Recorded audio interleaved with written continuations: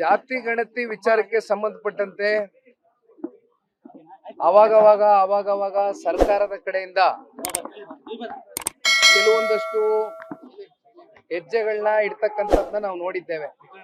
ಈ ಹಿಂದೆಯೂ ಕೂಡ 3-4 ತಿಂಗಳ ಹಿಂದೆ ಇದೇ ರೀತಿ ಜಾತಿ ಗಣತಿ ವಿಚಾರಕ್ಕೆ ಸಂಬಂಧಪಟ್ಟಂತೆ ಮುಖ್ಯಮಂತ್ರಿ ನೇತೃತ್ವದ ಸಚಿವ ಸಂಪುಟದ ಸಭೆಯಲ್ಲಿ ತನ್ನ ಸ್ವಂತ ಪಕ್ಷದ ಆಡಳಿತದಲ್ಲಿ ಇರ್ತಕ್ಕಂಥ ಮಂತ್ರಿಗಳಲ್ಲೇ ಒಂದಷ್ಟು ಭಿನ್ನಾಭಿಪ್ರಾಯಗಳು ಮೂಡಿರ್ತಕ್ಕಂಥದ್ದು ನಿಮ್ಮ ಮಾಧ್ಯಮದಲ್ಲೂ ಕೂಡ ನೀವೆಲ್ಲ ಪ್ರಸಾರ ಮಾಡಿದ್ದೀರಿ. ಮತ್ತೆ ಈಗ ಜಾತಿ ಗಣತಿ ಅಂತಕ್ಕಂಥದ್ದು ಬಹಳ ಒಂದು ದೊಡ್ಡ ಮಟ್ಟದಲ್ಲಿ ಎಲ್ಲಾ ಸಮುದಾಯಗಳಲ್ಲೂ ಕೂಡ ಒಂದು ದೊಡ್ಡ ಗೊಂದಲದ ವಾತಾವರಣವನ್ನು ಸೃಷ್ಟಿ ಮಾಡಿರ್ತಕ್ಕಂಥದ್ದು ಸತ್ಯ. ಆ ಹಿನ್ನೆಲೆಯಲ್ಲಿ ಇವತ್ತು ಪರಮ ಪೂಜ್ಯರಾಗಿರ್ತಕ್ಕಂಥ ನಮ್ಮೆಲ್ಲರ ಆರಾಧ್ಯ ದೇವ ನಿರ್ಮಲಾನಂದ ಶ್ರೀಗಳು ಮತ್ತೆ ನಂಜಾವಧೂತ ಶ್ರೀಗಳು, ನಿಶ್ಚಲಾನಂದ ಶ್ರೀಗಳು ಮತ್ತೆ ಎಲ್ಲ ಮಠದ ಗುರು ಹಿರಿಯರು ಮತ್ತು ಸರ್ವ ಪಕ್ಷದ ಎಲ್ಲ ಜನಪ್ರತಿನಿಧಿಗಳು ಕೂಡ ಇವತ್ತು ಭಾಗಿಯಾಗಿದ್ರು. ವಿಶೇಷವಾಗಿ ಇವತ್ತಿನ ಈ ಒಂದು ಸಭೆಯಲ್ಲಿ ಕೇಂದ್ರದ ಸಚಿವರು, ಕರ್ನಾಟಕ ರಾಜ್ಯದ ಮಾಜಿ ಮುಖ್ಯಮಂತ್ರಿಗಳು ಸನ್ಮಾನ್ಯ ಕುಮಾರಣ್ಣವರು ಕೂಡ ಉಪಸ್ಥಿತರಿದ್ದರು. ಜೊತೆಯಲ್ಲಿ ರಾಜ್ಯ ಸರ್ಕಾರದ ಉಪಮುಖ್ಯಮಂತ್ರಿಗಳು ಡಿ.ಕೆ. ಶಿವಕುಮಾರ್ ಸಾಹೇಬರು ಕೂಡ ಇದ್ರು. ಒಟ್ಟಾರೆಯಾಗಿ ಒಂದಷ್ಟು ಮಹತ್ವದ ಚರ್ಚೆಗಳು, ಪ್ರತಿಯೊಬ್ಬರ ಅಭಿಪ್ರಾಯಗಳನ್ನು ಕೂಡ ಸಂಗ್ರಹಣೆಯನ್ನ ಮಾಡಿದ್ದಾರೆ. ಒಟ್ಟಾರೆಯಾಗಿ ಇವತ್ತು ರಾಜ್ಯ ಸರ್ಕಾರಕ್ಕೆ ನಾವು ಕೇಳ್ತಕ್ಕಂಥದ್ದಿಷ್ಟೇ, ಇವತ್ತು ಸೋಷಿಯೋ ಎಕನಾಮಿಕ್ ಜಸ್ಟಿಸ್ ಅಂದ್ರೆ ಆರ್ಥಿಕ ಮತ್ತೆ ಸಾಮಾಜಿಕ ನ್ಯಾಯವನ್ನ ಒದಗಿಸ್ಕೊಡ್ತಕ್ಕಂಥ ನಿಟ್ಟಿನಲ್ಲಿ ಈ ಸಮೀಕ್ಷೆಗಳು ಆಗ್ತಕ್ಕಂಥದ್ರ ಬಗ್ಗೆ ನಮ್ಗೆ ಸ್ವಾಗತ ಇದೆ. ಆದ್ರೆ ಇದರ ಹಿಂದೆ ದುರುದ್ದೇಶಗಳನ್ನ ಇಟ್ಕೊಂಡು, ರಾಜಕಾರಣದ ಲೆಕ್ಕಾಚಾರಗಳನ್ನ ಇಟ್ಕೊಂಡು ಮತ್ತೊಂದು ಸಮುದಾಯವನ್ನ ಮೇಲೆತ್ತಕ್ಕಂಥದ್ದು, ಇನ್ನೊಂದು ಪ್ರಬಲ ಸಮುದಾಯವನ್ನ ಅದನ್ನ ಬೇರೆ ಬೇರೆ ರೀತಿಯಾದಂಥ ನಂಬರ್ಸ್ನ, ನ್ಯೂಮರಾಲಜಿಕಲ್ ನಂಬರ್ಸ್ನ ನೀವು ಮುಂದಿಟ್ಟು ಸಮಾಜದ ಮಧ್ಯೆ ಒಂದು ರೀತಿ ಸಂಘರ್ಷಣ ಉಂಟು ಮಾಡ್ತಕ್ಕಂಥದ್ದಕ್ಕೆ ಸರ್ಕಾರ ಮುಂದಾಗಬಾರದು ಅಂತಕ್ಕಂಥದ್ದು ಬಹಳ ಸ್ಪಷ್ಟವಾಗಿ ನಾವು ಈ ಸಂದರ್ಭದಲ್ಲಿ ವ್ಯಕ್ತಪಡಿಸ್ಲಿಕ್ಕೆ ಇಷ್ಟಪಡ್ತೇನೆ. ಇದು ನಮ್ಮ ಪಕ್ಷದ ನಿಲುವು. ಸರ್, ಇದ್ರ ಜೊತೆಗೆ ಈಗ ಒಂದು ಕ್ರಿಶ್ಚಿಯನ್ ಒಕ್ಕಲಿಗ ಅನ್ನೋದ್ರ ಬಗ್ಗೆ ಆಕ್ಷೇಪಣೆ ಗಟ್ಟಿಯಾಗಿ ಕೇಳಿ ಬಂದಿದೆ. ಸಮಯ ಒಂದೇ ದಿನ ಇದೆ, ಈಗ ಅದನ್ನೇ ಇಟ್ಕೊಂಡು ಮಾಡ್ತೀವಿ ಅಂತ ಹೇಳ್ತೀವಿ. 331 ಹೊಸ ಜಾತಿಗಳು ಅದು ಎಲ್ಲಿಂದ ಹುಟ್ಕೊಳ್ತು ನಮಗಂತೂ ಗೊತ್ತಿಲ್ಲ.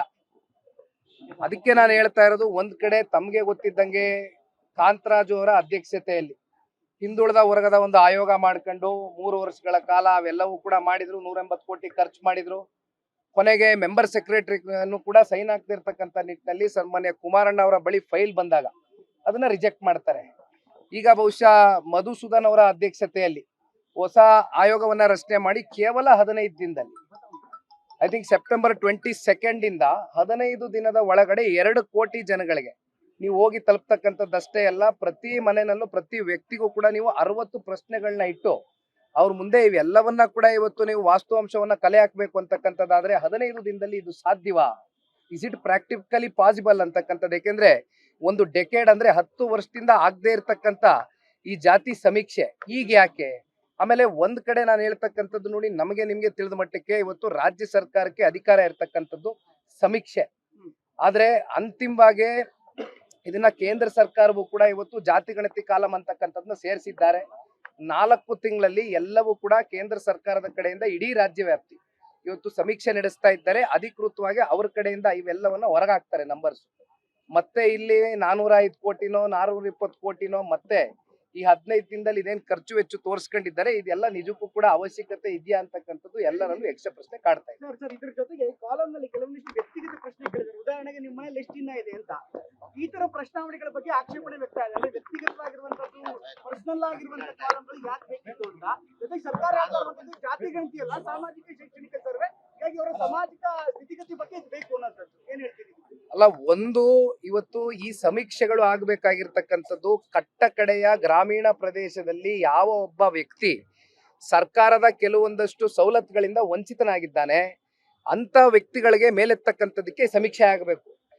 ಎಸ್, ಒಂದ್ ಕಡೆ ಆರ್ಥಿಕವಾಗಿ ಅವರ ಪರಿಸ್ಥಿತಿ, ಜೊತೆಯಲ್ಲಿ ಅವ್ರೇನಾದ್ರೂ ಭೂಮಿ ಹೊಂದಿದ್ದಾರಾ ಅಥವಾ ಅವ್ರು ಏನ್ ಮಾಡ್ತಾ ಇದ್ದಾರೆ, ಅವ್ರು ಯಾವ ರೀತಿ ಅವ್ರ ಕುಟುಂಬ, ಅವರ ತಂದೆ ತಾಯಿ ಏನ್ ಮಾಡ್ತಾ ಇದ್ದಾರೆ, ಯಾವ ರೀತಿ ಕುಟುಂಬ ಸಾಕ್ತಾ ಇದೆ ಅಂತಕ್ಕಂಥದ್ದು ಕೆಲವೊಂದಷ್ಟು ಪ್ರಶ್ನಾವಳಿಗಳ ಮೂಲಕ ಅವೆಲ್ಲವೂ ಕೂಡ ಆರ್ಥಿಕವಾಗಿ ಸಾಮಾಜಿಕವಾಗಿ ಇವೆಲ್ಲ ಉತ್ತರ ಪಡ್ಕೊಳ್ಬೇಕಾಗಿದೆ.